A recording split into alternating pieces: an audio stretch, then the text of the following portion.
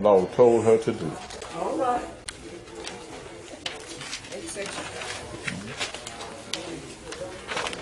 In the middle of the night, something startled the man. He turned, and there was a woman lying at his feet.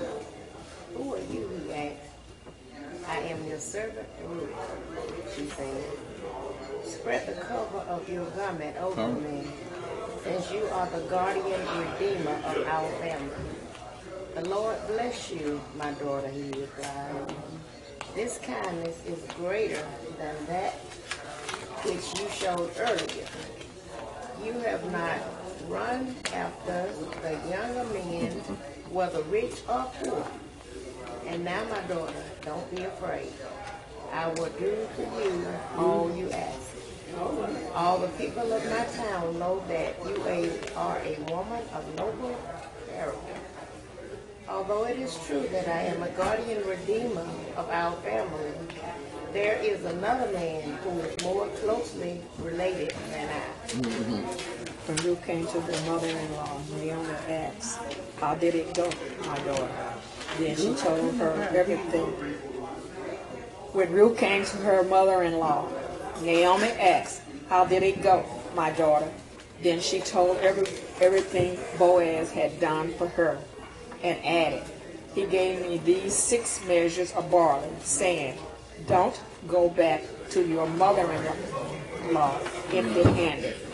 Then Naomi said, "Wait, my daughter, until you find out what happens, for the man will not rest until the matter is settled today." All right. All right, thank you, everybody. So we're going to begin with the threshing floor. So, again, with these different words, I'd like to know the meaning of these words. So when you talk about the threshing floor, threshing means actually to separate grain from a plant. And just to recap from last week, I think there was a lesson focused of the mother-daughter covenant. Now, after 3 men had died, and this was Ruth's husband, Naomi's husband, and Orpha's husband. So it was only the women left. And then there was a time when I think Naomi found out that the famine had ended, so she decided that she was going back to her home. And she tried to urge Ruth and Orpha to go back to their area. And initially, though, they were going to just travel through, and Ruth thought about it, thinking that, it's not fair. They're younger women. They need to be where their mothers are so that they can possibly get prepared to get married again. But Ruth decided, and she vowed that wherever Naomi went, she would go. Naomi's people would be her people, and Naomi's God would be her God. So this week, Naomi is acting as the mother, and knowing that she would now be pretty much all Ruth had to cling to, and she devised a plan. Now, I just mentioned the other part about Naomi was really going to attempt to provide provisions for Ruth. So she wanted to make sure that her needs were going to be taken care of, her physical needs, and therefore she needed a husband to do so. All right. So remember, back in biblical times, of course, the man is the head, just as he should be today. But it's like he was the only source for the most part of the majority of income that would occur, and any provisions for the woman were to be made. So, also, because Ruth decided to leave everything in Moabite, I don't remember them mentioning her actually having her mom or anything, but now the only mother she would know that's physically close to her would be Naomi. Right. So, with that being said, Ruth now, again, she was her daughter-in-law. So, Naomi just chose to be that person for that role because she even called her daughter. So she was pretty much just like a daughter to her. So she wanted to make sure Ruth had everything that she needed. Now, Naomi provided specific instructions. And she told Ruth that Boaz was a relative of theirs. She also let Ruth know he was the owner of the field I think she had worked in previously. And I think she jogged her memory saying, you worked in the field with these other women. And she let her know that that was Boaz's field. So She also knew, and again, I don't know what it is about older women, but they seem to find out stuff sometimes a lot faster than some of the younger women. So it's like Naomi already had her nose to the pavement, so to speak, or she was well connected enough to kind of know Boaz's movement. What to do? Yeah, she knew exactly what to do. What to do and how to do. That's it. She knew. It's like he was a hands-on person as it related, I guess, to his field. Right. So she knew he would be out there, and obviously she wanted to get ready to go and see him. So them being in the winnowing, as they call it, so they were winnowing barley, and what they do is they get air through the grain to remove the chaff or the chaff. And I had to figure out, I'm like, okay, chaff is then the husk of the corn. So it's like removing the outer skin to get to what you're actually trying to go after. Right. So Ruth was given specific instructions to go wash off her field, get dressed in her best clothes, and go to the threshing floor. Then she was supposed to wait for Boaz. After he finished eating and drinking, start thinking, I'm like, wait, what is she doing? Then as it goes on, Your man get drunk. I know she wanted him to be full pretty much, and basically if he had come from the fields, he should have already been tired. So he got his belly full and he relaxed with a drink or what have you. And I'm thinking Naomi knew that, he'd be knocked out. So she could approach him without initially waking him up or anything. And she noted where he was going. Then I guess after he totally got settled in, she went there and she was to go and uncover his feet and lie down.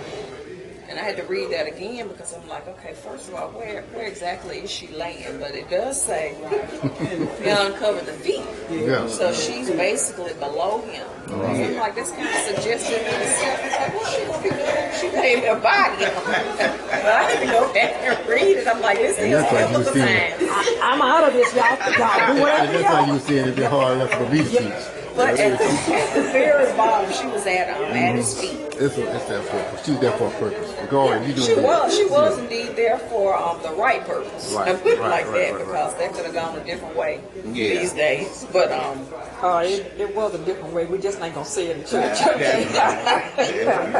told her to put that perfume on all that stuff. And wash. she was enticing and clear. Oh yeah. So, and clearly it's I might have to working. jump in for it over there.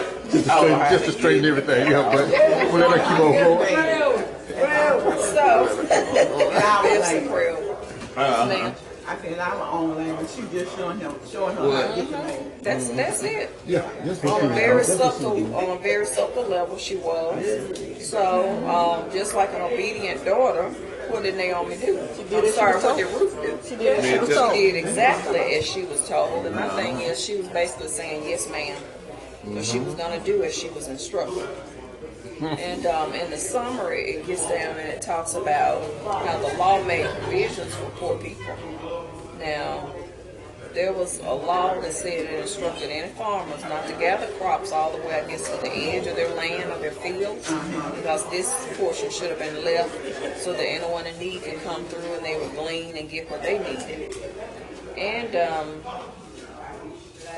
maybe jumping ahead of myself a little bit, No, you're doing good. because I put stuff in the wrong order to a degree here. This story, it don't matter. Go ahead. Actually, that's background. That's background. What you just said was background. Yeah. Okay. So I'll be okay whichever way I go in. But there's just an old saying that I remember, and I know Rick and I quoted it in our book, and I mentioned how your name can precede you, and sometimes that can be bad or that can be good.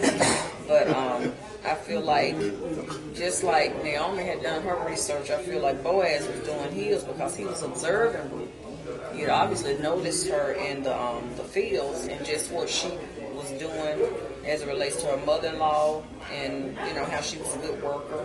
She was steadily able to work and assist Naomi's household. Right. So Naomi did just like or Ruth did like Naomi told her. She lay at Boaz's feet, and that's just an expression of humble submission. And that covering, which we'll get into soon, and we'll talk about that later because it was symbolic within itself. Okay. But does anyone else has anything to add to the threshing floor? Yeah, but when like, you got to trail with things, some things, you go out there and do some, I like to help people. And I don't know where my breakthrough coming from. So I just go out there doing it. That's everything. I gave her a drink. Now when she done with the drink, and I thought she wanted some money, I was going down.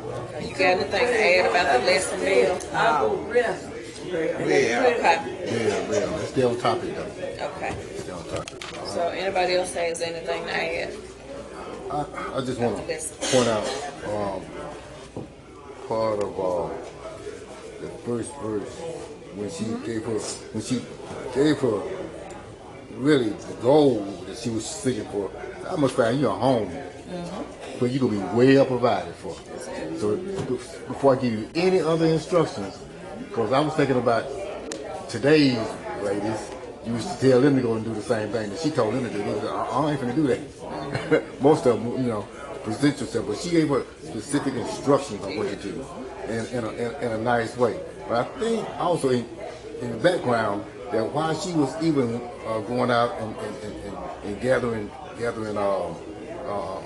stuff from corn from the outskirts of the field, that Boaz probably was watching her then. Because I think she was making herself available to be watched, but it wasn't time for her to make a move yet. Now it's time to make a move. He also knew who she was. Right. And that's another thing. And I think that verse is telling us that Naomi was trying to get away, to get that stigma of her where she came from off of her.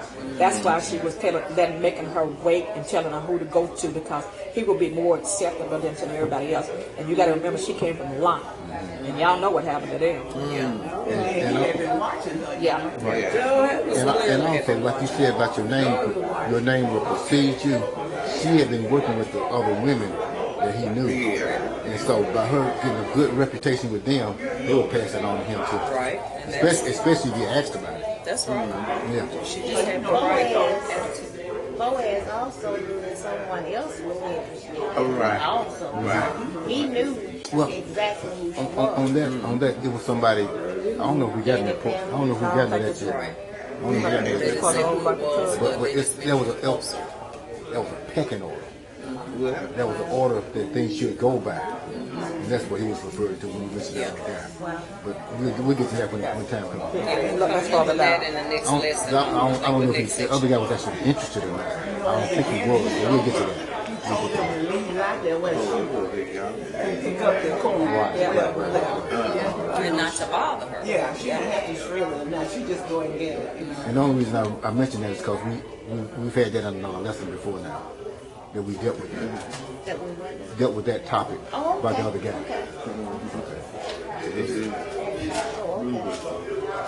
Thank you all for your input. These are all true. It's a lot of stuff. It's a lot of stuff that you have to really go deep into. Y'all to want find out. if you want a soap opera, read the Bible. Yeah. There's a whole lot of stuff going on. There's a lot of stuff look one way on the surface and another way. Totally. Even like you were saying, showing about that stigma of her being a Moabite woman. Right. This book of Ruth is a love story. Oh, it's a love story. Yep.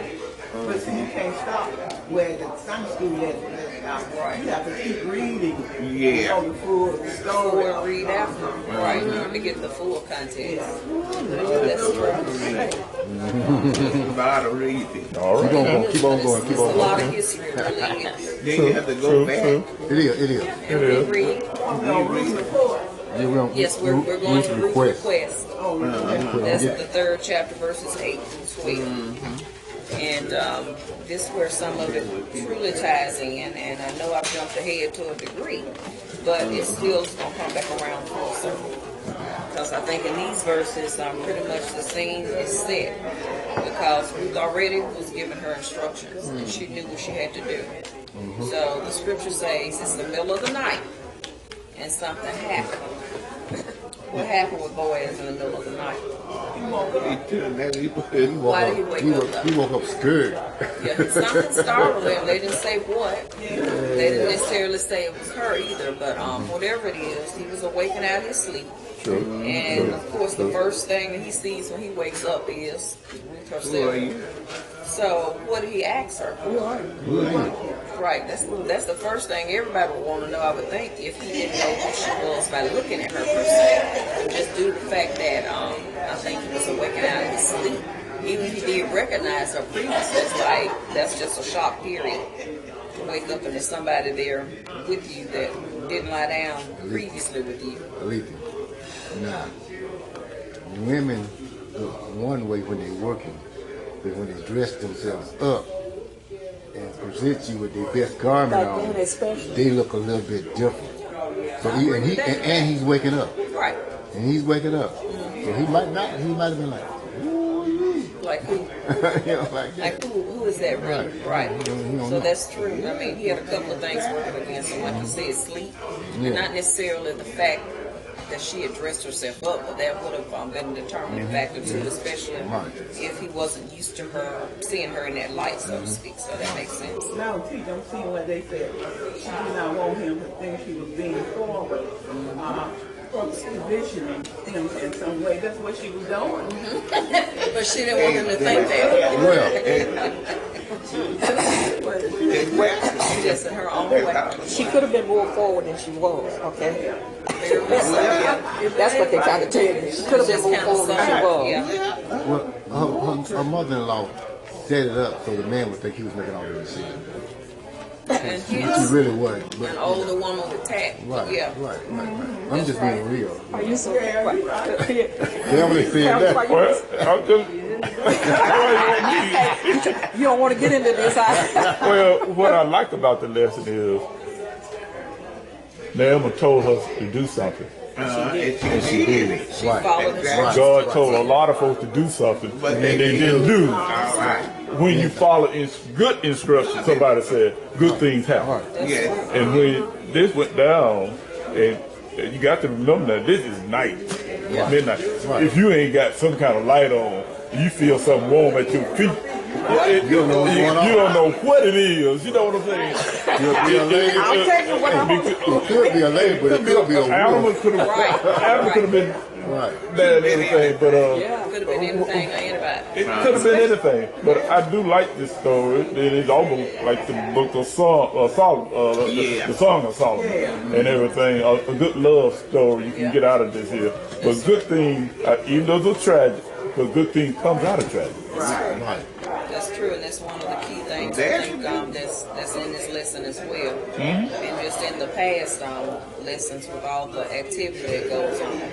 But again, per instructions given to her by Naomi, what could Ruth now do since Boaz had spoken to her and asked her that question? She explained to him what she was She could then speak because remember Naomi told her, like, don't say anything until he speaks to you. So now she could speak, and even in the midst of speaking, she then gave Boaz some instructions. So she started, I guess, cueing him, so to speak. So what did she tell him to do? Spread Spread the corner of your garment over me. And she had a reason for telling him that. Now, why was that reason? He would at that point accept responsibility for it. Because that's what the that guardian means that she'll go ever into marriage.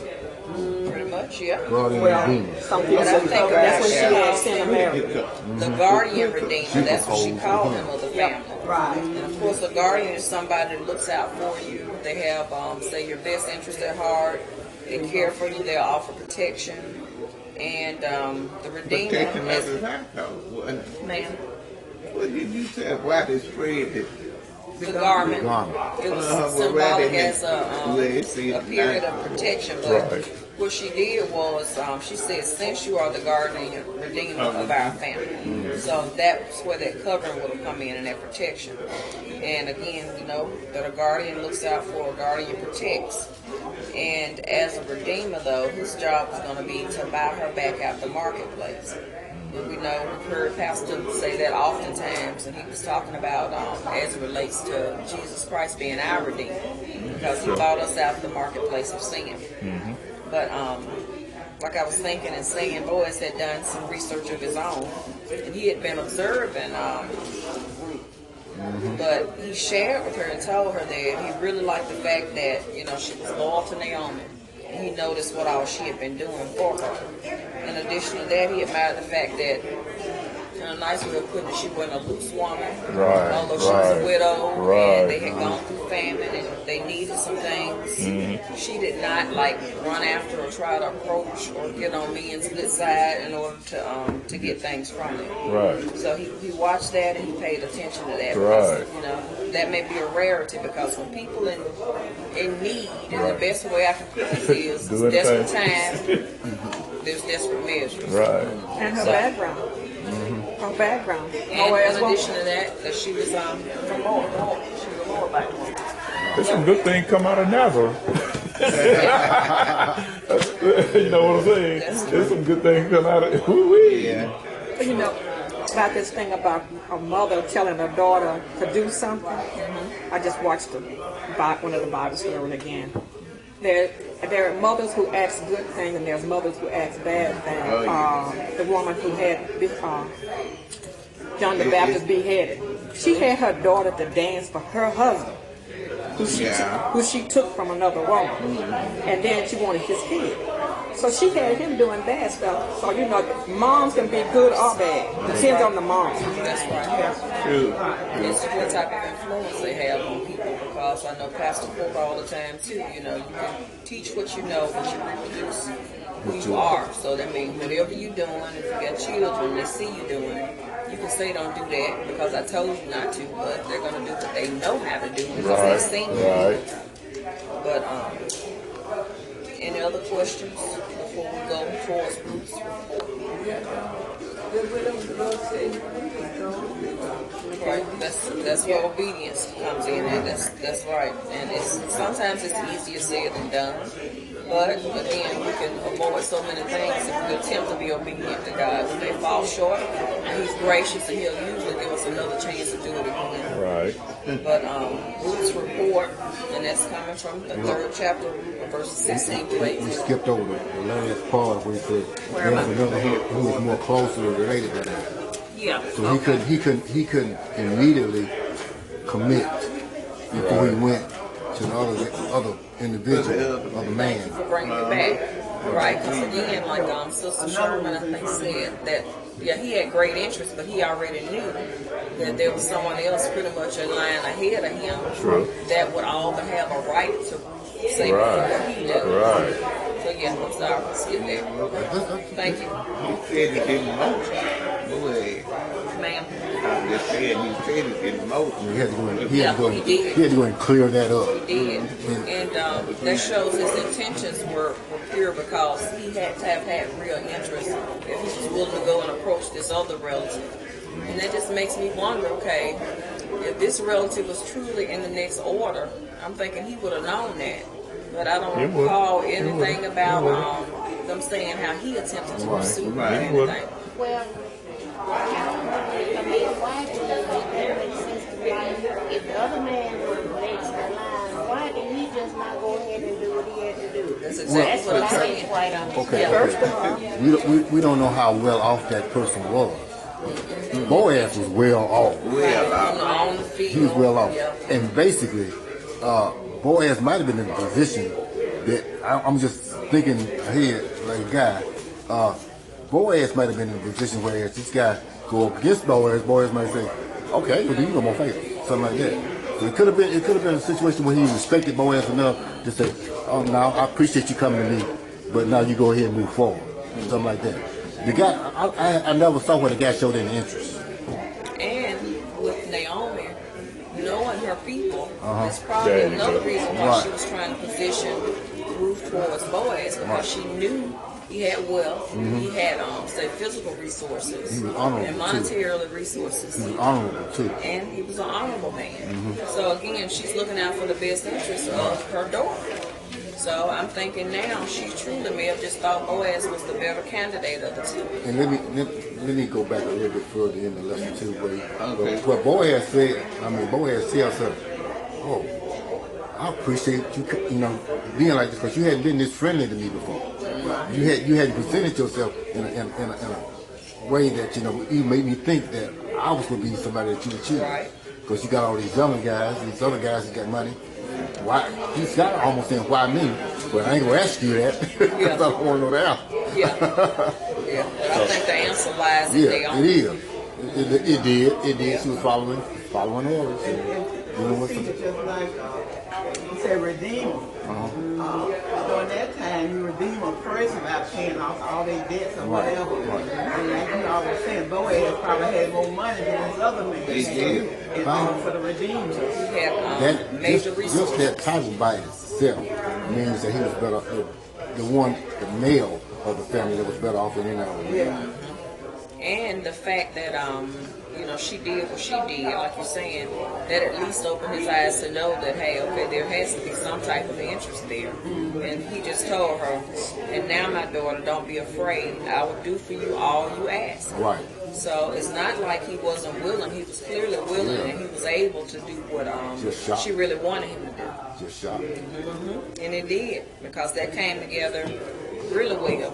But he just said also, although it is true that I am a guardian redeemer of our family, there's another who is more closely related than I. But as the next portion of the lesson will tell us, that that wasn't really a big obstacle, so to speak. But any further questions on this section? And your Bible says, you press it out. What it do, I still do it. And put it in the box and the bottle fix. Okay, he will. So Ruth's report. So all had transpired, and Ruth was on her way home. So my thing is, he started at midnight. It really didn't say, I don't think, how long. They may have stayed together and they talked or what have you. Right. But she comes home, and Naomi just simply wants to know, well, how did it go? Now, what was one of the things that shared with her?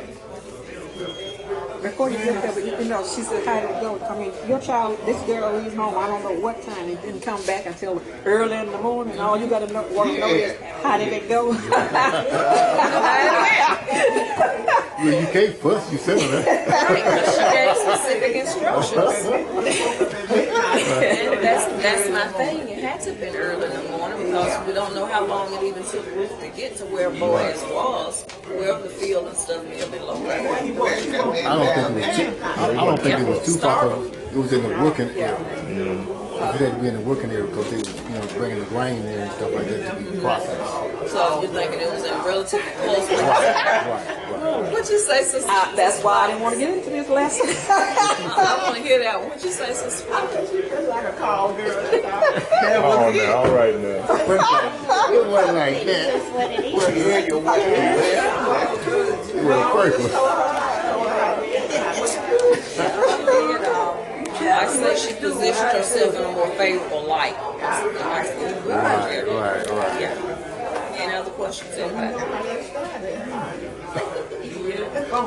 So, It said, train up a child away. I've learned. Keep moving. I'm glad I'm not you. I'm on my way. Keep moving. So, When I read this, I don't see Ruth being like one that was in the Judges. Rahab, I don't see her like this here. She got character. This woman got character. I see this woman got character. yeah, but She got character. she wasn't always because her name preceded Right. Yeah, this lady got character. Yeah, she Her was. mama. Her Right. mama just told her how to be more humble.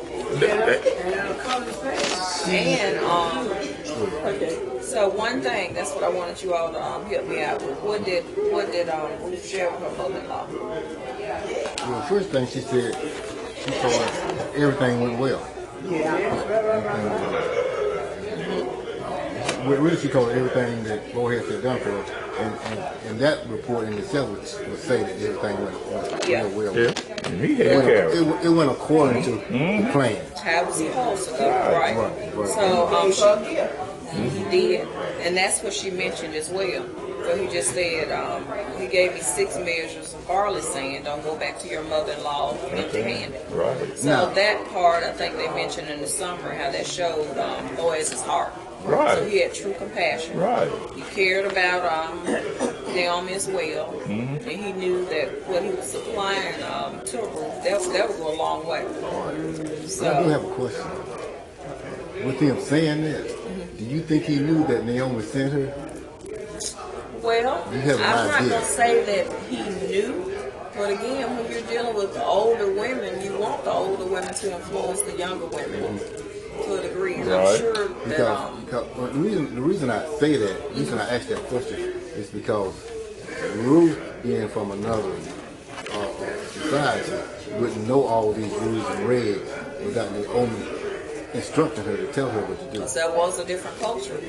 So when I think of it on that end, then it would have crossed his mind even if he didn't know for sure. Right. Because otherwise, how would she know per se? She But wouldn't know. even with her knowing that, that didn't mean she had to do what she did. She still followed the instructions. Right, she did. That was her choice. To a T though. She That was her followed. choice. It was. But she was obedient, so she did. She did just as she was instructed. So again, he was a caring person. He was compassionate, Sure. and he cared for Right. Ruth. And in terms of caring for Ruth, of course, he was going to make sure Naomi was good as well. Right. So, but Naomi then, I feel like she issued somewhat of a decree, because she said, "Wait, my daughter, until you find out what happens. For the man will not rest until this matter is settled." So it's like she already knew the heart of the intentions, I'm thinking, possibly of Boaz. That he was, again, an honorable man. Right. So he was going to do what was necessary to try to do what she was asking. Right. And if that's going to be her hand in marriage, he knew he had to approach that other gentleman. Right, It's like, first. supposedly they're going to approach fathers when someone wants to marry. But again, with this man being next in line, he was going to approach him to try to clear the air and to make sure it was Right, fine. He right. would do so. And that's cleared in the second paragraph up under the scripture. It says, this beautiful story does have a happy ending. Yeah. Boaz convinced the nearer kinsman to give up his right to Ruth, and he went on to marry. Yeah, to give up his right. Yep. So, and that's what he did. It said convinced. So, when it says convinced, that means, I don't know if the kinsman was going to put up a fight, but he had to share enough information just in case if he was in any way of jeopardy of not being able to get retained. And we don't know, it could have been some bartering done, everything like With that. him being a rich man and everything. Right. We don't know. But it worked out both in Boaz's favor and obviously the other kinsman, since he went ahead and gave up his rights to him. So, any further questions or comments in this? The next, I didn't continue to read it, but the next little portion of that paragraph proved to be interesting. It said, who eventually proved to be the great grandmother of King David. Yeah, so again, it was destined to be so. It was pretty much ordained to be so. Just as things were supposed to work out, they did. Right. And it also mentions this is not only a well-told love story filled with tension and suspense, but it was also a testimony to God's sovereignty and compassion. Again, Boaz had qualities of God there because he was a compassionate man. And even in the most difficult circumstances, this occurred. So God wastes nothing. Be it famine, hardship, or even death, God can use all those things for our good.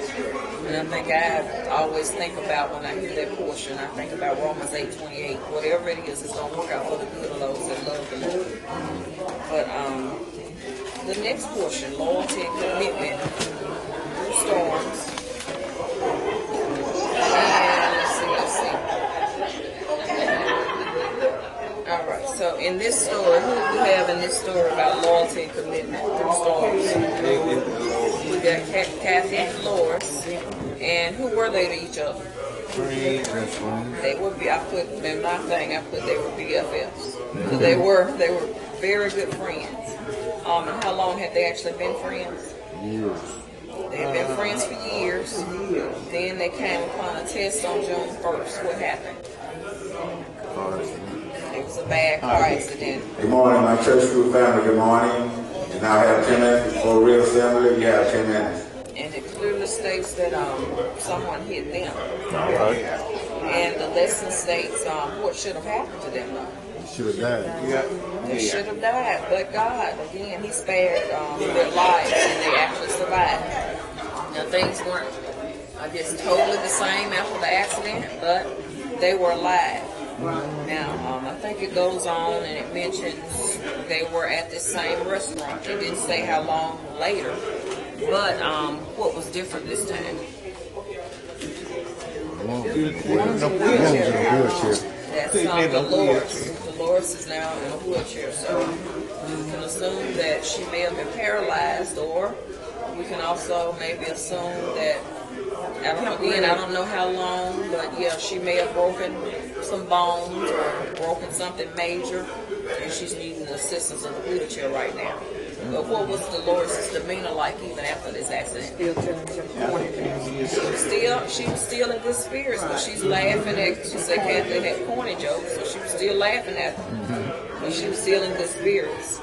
And they say they, so both of them had gone through many difficult physical therapy sessions, it seemed, All right. and hard conversations together. Yet their relationship became stronger through their commitment to each other. And it, like I said, it truly helps when you got somebody that's going to be there with you in your corner through good and bad times. So sometimes, if you don't have that, you end up having to try to encourage yourself. True. And it's always good to have somebody there physically and say, okay, you know, you're not gonna stay in bed all day. Just get up. This is what we're gonna do, or just to give them an extra nudge or a push to do something. So I think that one was really good. And then it split, and it talks about another incident and another story. So we got Abby and we got Andrew. Yeah. Now they had been married 10 years before what happened. So they had a Johnson, baby boy. And if he's Andy, so I take it he was named after his dad. But it took 3 years, and they found out that Andy had a condition. autism. He had autism. So, although that may have been somewhat devastating, True. and you know, when you learn to do new things, you don't necessarily know how to handle them. Some people end up in counseling sessions or support groups. But they were committed to provide their son with the best help that they could, although he was autistic. And I'm learning, I've seen enough in the news, and I know I have a great nephew that's autistic, but they have so many resources nowadays, where with him being 3, that was a very young age that they found out that he had autism. So I can see Abby and Andy working from the very beginning, trying to make sure he has those 2 sons. Right. They may have put him in some type of special sessions very early, like right then, to help him with his developmental skills. And it looks like it truly paid off, because it says he now communicates and he can complete short tasks at home and at school. And I know some children with autism, it's like they have to have a routine.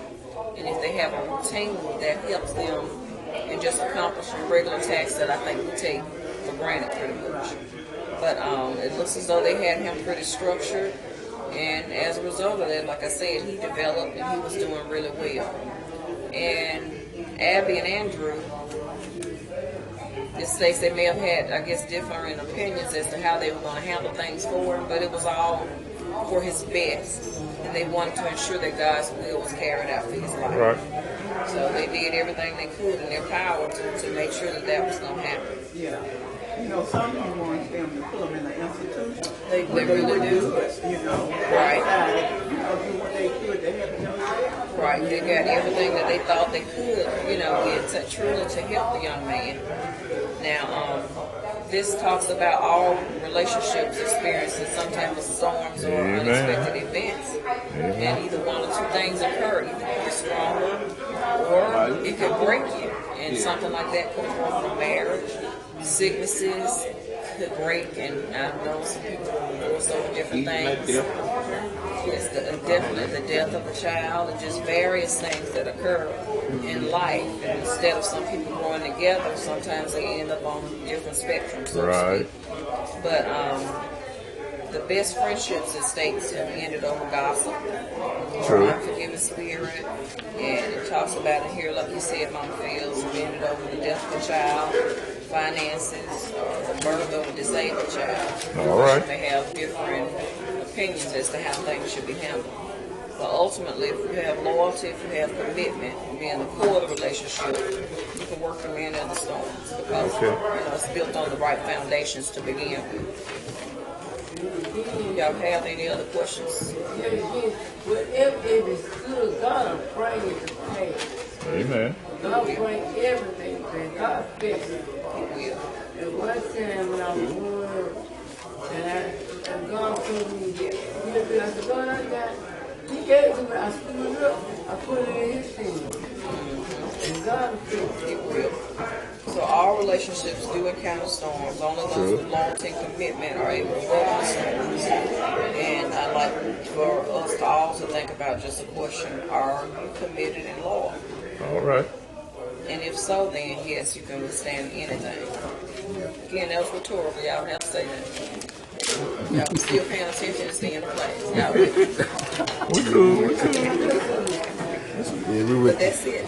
Very good. One more. We have one more section on action, just quickly. And I think this is wrapped up relatively quickly, where it says actions speak. But you've all heard the rest of the phrase louder than words. All right. People can tell you anything, but again, I feel like I'm from Missouri. You show me. All right. And you can tell me anything, and I listen to you politely, but I'm not going to believe it. I believe what you're going to do. So that's the most important thing. It states our commitment to a relationship is demonstrated, so you have to do something. Our acts of loyalty in the relationship. Okay. You can talk a good game, but you can talk a good game, but your actions speak. That's it. That's it. That's what I say. I listen to you all day You long. can say I love you all day long, but don't do nothing. I see how much you love me. There's some type of Show me. That's Yeah, it. Missouri. That's why I say I'm from Missouri. Right. If you show me, then I know you're true to what you say. Yeah, because some people are good at, they'll say the right words, but they don't follow through. So. I wrote this down. Ruth is a model of what God intended about us, being blessed and being a blessing to others. So, she was blessed because of what she followed the orders of her mother-in-law, and she followed her. And then she was a blessing to her mother-in-law because she fed her. Right. She really took care of her. And we keep saying mother-in-law, but I look. In the end, she ended up being a I mom. looked at that as Ruth, Naomi moved from the role of mother-in-law to mother. Just because But she that was so closest. she started referring to his daughter. That's it. And I mentioned that early on when we got started because that's who she felt she was. They had been together at least 10 years, it said. But I don't know if it meant just 10 years after the death of all the spouses. Right. Or she may have been with them longer than that, but they just said 10. So, yeah, she was pretty much just her daughter. And that's how Ruth, that's how Naomi, I think, interpreted her as her daughter. Well, my mother always said she had 5 daughters. I know I've been indoctrinated into the field. I wouldn't fails now. You're in a good family. I say I know I'm a fails for sure now. I've been indoctrinated She's a into daughter, the fails rather now. than a daughter-in-law. It depends on how she's feeling at the time. I need to turn the camera up. I need to turn the camera up. So we can catch that look. Yes. I'll get back at the She don't consider me to be a daughter. She talked to me the same way. I think she don't discriminate at all. That's just all the fails.